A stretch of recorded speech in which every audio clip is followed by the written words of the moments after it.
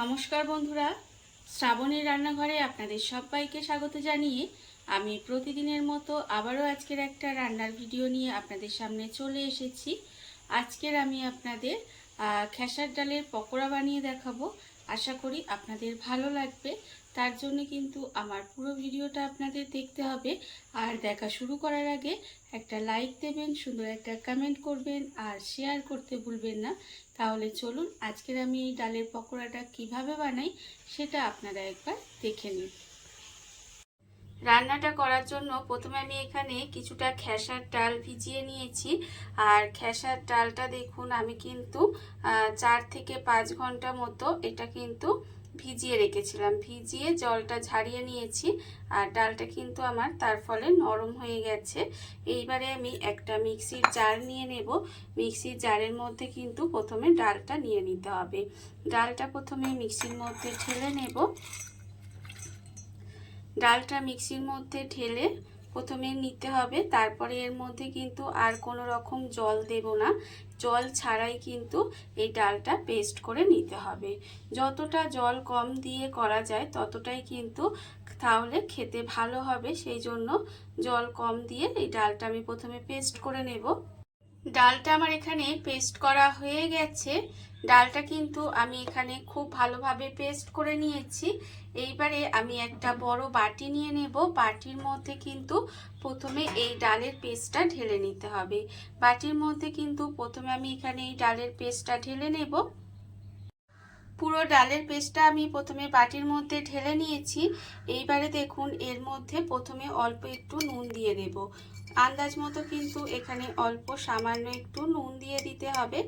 আর আমি প্রতিদিনের মতো আপনাদের একটা কথাই বলবো যে প্লিজ আমার ভিডিওটা আপনারা টেনে টেনে দেখবেন না, পুরো ভিডিওটা দেখুন। আশা করি আপনাদের ভালো লাগবে। আমি এখানে দেখুন পরিমাণ মতো নুন দিয়ে দিলাম। দিয়ে হাত দিয়ে কিন্তু ডালটাকে প্রথমে ফেনিয়ে নেব। হাত দিয়ে কিন্তু ডালটা খুব ভালোভাবে ফেনিয়ে নিতে। হাত দিয়ে কিন্তু আমি খুব ভালোভাবে ডালটা ফেনিয়ে নিয়েছি, আপনারা দেখে বুঝতেই পাচ্ছেন। আর এটা কিন্তু অবশ্যই করতে হবে, তবেই কিন্তু পকোড়াগুলো খেতে বেশি ভালো লাগবে। আর দেখুন এবারে আমি এর মধ্যে দিয়ে দেব পেঁয়াজ কুচি। এখানে কিন্তু আমি দুটো মাঝারি সাইজের পেঁয়াজকে একদম মিহি করে কুচিয়ে রেখেছি, সেই পেঁয়াজটা কিন্তু এখানে দিয়ে দিলাম। আর দেব এখানে রসুন কুচি। রাস্তার ধারে যে ডালের পকোড়াগুলো বিক্রি হয় না, সেই রকম স্বাদ যদি পেতে চান তাহলে অবশ্যই কিন্তু একটু রসুন কুচি দিতে হবে। দিয়ে দিলাম রসুন কুচি অল্প সামান্য একটু। আর দেব এখানে কাঁচা লঙ্কা কুচি। এখানে আমি সব কিছু অল্প অল্প পরিমাণের দিচ্ছি, তার কারণ আমি এখানে অল্প করছি। আপনারা যদি বেশি পরিমাণের করেন তাহলে কিন্তু সমস্ত কিছুর পরিমাণটা একটু বাড়িয়ে দেবেন। এইবার দেব এর মধ্যে সামান্য একটু হলুদের গুঁড়ো। আর দেব এখানে অল্প সামান্য ঝালের জন্য একটু লঙ্কার গুঁড়ো। তার কারণ আমি এখানে কাঁচা লঙ্কা দিয়েছি। আর যেহেতু আমার মেয়ে খাবে তাই আমি এখানে কিন্তু সব কিছু রান্নার ক্ষেত্রে ঝালটা একটু কম ব্যবহার করি। আপনারা কতটা ঝাল খাবেন সেটা বুঝে কিন্তু ব্যবহার করলেই হবে। দেখুন এবারে আর কিছুই না, সব কিছু একটু এইভাবে সুন্দর করে মেখে নিতে হবে। আগেই যেহেতু ডালটা ফেনিয়ে রেখেছি তাই সব কিছু একটু মিশিয়ে নিতে হবে, যাতে সব কিছুর সঙ্গে সব কিছু খুব ভালোভাবে মিশে যায়। মিশে গেলে পকোড়াগুলো খেতে সুন্দর লাগবে।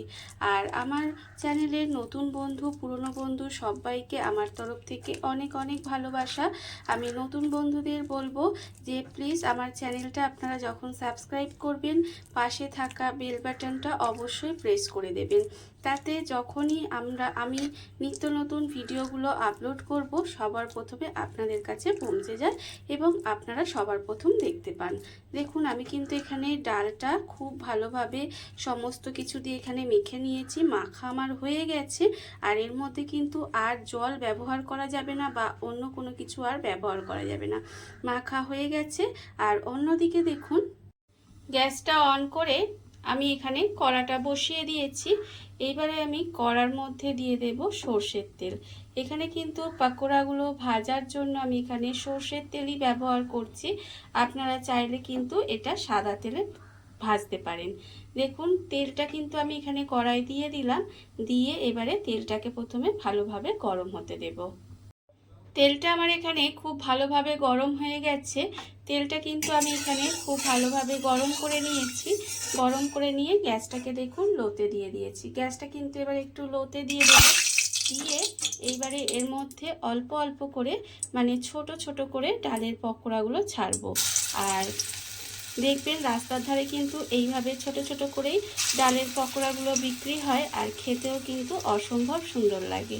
আর আমি কিন্তু এইভাবে ছোট্ট ছোট্ট করে ডালের পকোড়াগুলো দিয়ে উল্টে পাল্টে লাল লাল করে ভেজে নেব।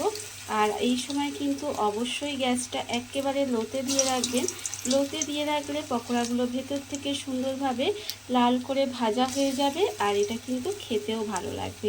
আর না হলে দেখবেন বাইরেটা লাল হয়ে যাবে, ভিতরটা কাঁচা থাকবে, তখন কিন্তু খেতে ভালো লাগবে না। দেখুন এইভাবেই কিন্তু উল্টিয়ে পাল্টিয়ে লাল লাল করে পকোড়াগুলো আমায় ভেজে নিতে হবে। সমস্ত পকোড়াগুলো এইভাবেই কিন্তু উল্টে পাল্টে লাল লাল করে আমি ভেজে নেব। সমস্ত ডালের পকোড়াগুলো আমি কিন্তু উল্টিয়ে পাল্টে লাল করে ভেজে নিয়েছি, আর এগুলো কিন্তু ভাজা হয়ে গেছে। এর থেকে আর কিন্তু বেশি লাল করে ভাজবো না। দেখুন সুন্দর করে লাল করে আমি পকোড়াগুলো ভেজে নিয়েছি। এবারে তেলটাকে ঝাড়িয়ে নেব, ছাড়িয়ে কিন্তু তুলে রাখবো। তেলটাকে ঝাড়িয়ে আমি এখানে তুলে রাখলাম। আর অন্যদিকে দেখুন আওয়াজ শুনে বুঝতে পারছেন পকোড়াগুলো কতটা মুচমুচে হয়েছে। আর অন্যদিকে দেখুন আবারও কিন্তু এইভাবে অল্প করে ছোট ছোট করে দিয়ে ঠিক একইভাবেই সমস্ত পকোড়াগুলো আমার ভেজে নিতে হবে। এইভাবেই কিন্তু আমি সমস্ত পকোড়াগুলো ভেজে নেব। দেখুন বন্ধুরা, বাড়িতে থাকা কত অল্প উপকরণে কত অল্প সময় কত সুন্দর একটা ডালের পকোড়া তৈরি হয়ে গেছে, আপনারা দেখতেই পেলেন। আর এটা কিন্তু খেতে অসম্ভব সুন্দর হয়। এইভাবে আপনারাও কিন্তু একদিন হলেও বাড়িতে বানিয়ে দেখতে পারেন। আর এই ভিডিওটা যদি আপনাদের ভালো লেগে থাকে, আপনারা যদি ফেসবুক থেকে দেখে থাকেন পেজটি ফলো করে দেওয়ার অনুরোধ রইল। আর যদি ইউটিউব থেকে দেখে থাকেন চ্যানেলটি সাবস্ক্রাইব করে নেওয়ার অনুরোধ রইল। তাহলে চলুন ভিডিওটা আমি এখানেই শেষ করছি। আপনারা সবাই ভালো থাকবেন, সুস্থ থাকবেন। আবারও হাজির হব নতুন কোনো রান্না নিয়ে।